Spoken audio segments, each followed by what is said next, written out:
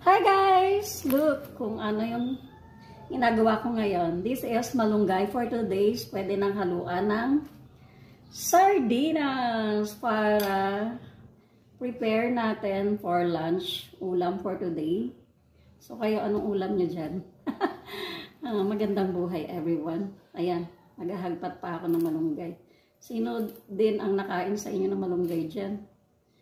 So, relate kayo dito. Ang malunggay ay napaka-masustansya. Malunggay leaves, no? Napaka-fresh neto. So, marami na rin mga powder, mga organic from malunggay leaves natin. Ang mga bagong lumalabas ngayon sa mga organic powder natin. So, marami kasing nutrients to malunggay, guys, diba? Maraming benefits na makukuha ng ating katawan. So, sa mga hindi kumakain ng gulay dyan, pilitin nyo kumain, gulay-gulay din pag may time. Huwag puro karne.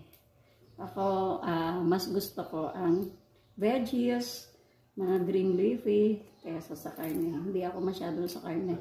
Kundi, tikim-tikim lang tayo. So, mas gusto ko ang organic na ganito. So, hindi pa ako tapos, ngayon pa natin ang hagpat kasi medyo malaki pa. Para matapos ko lang yung paghahagpat natin. So, our ulam for today, tulad ko rin ba kayo na kumakain ng malunggay? So, eto siya.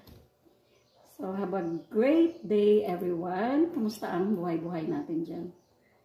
Saan man kayong sulok ng mundo, keep safe everyone, okay? Lalo na sa ating mga shout out sa lahat ng mga OFW. Ng ating mga bagong heroes, no?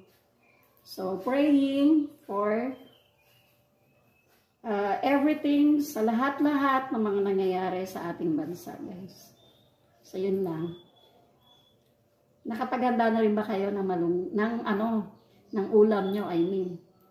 Hindi malunggay. Kung malunggay din ang ulam nyo, so pareho tayo.